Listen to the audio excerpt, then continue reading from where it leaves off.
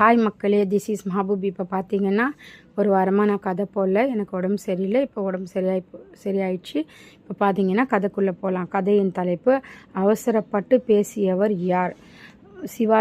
சிவாஜி தன் குருவான ராமதாசரிடம் மிகுந்த பக்தி கொண்டிருந்தார்.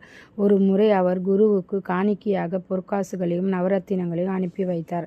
பதிலுக்கு ராமதாசர் கைப்பிடி அளவு மண், சில கூழாங்கற்கள், ஒரு குப்பியில் குதிரை சாணம் 3ஐயும் கொடுத்து அனுப்பினார். இதை பார்த்த சிவாஜி மிகுந்த மகிழ்ச்சி அடைந்தார். அந்த பொருட்களை பணியுடன் தன் கண்களில் ஒற்றி கொண்டார். அவர் கண்களில் இருந்து கண்ணீர் வடிந்தது.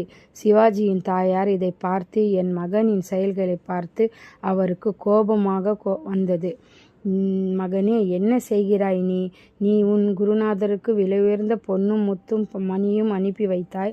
ஆனால் அவர் பதிலுக்கு என்ன அனுப்பி வைத்திருக்கிறார்? உன்னை இழிவுபடுத்துவது போல இந்த பொருட்கள் உள்ளன. இதற்கு போய் இப்படி மகிழ்ச்சி அடைகிறாயே என்று கேட்டாள் தாய். அம்மா, என் குருநாதரிடம் அருமை பெருமை தெரியாமல் நீங்கள் இப்படி பேசாதீர்கள். இந்த 3 பொருட்களுக்கும் எதற்கு அனுப்பி வைத்தார்கள் என்பதை அறிந்தால் நீங்கள் மகிழ்ச்சி அடைவீர்கள்.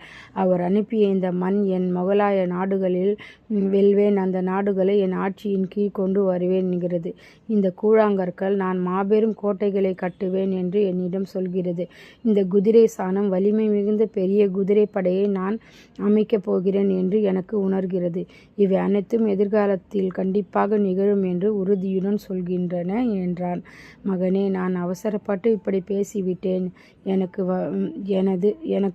வருந்தி கூறி வருந்தினாள் தாய். தேங்க்யூ மக்களே.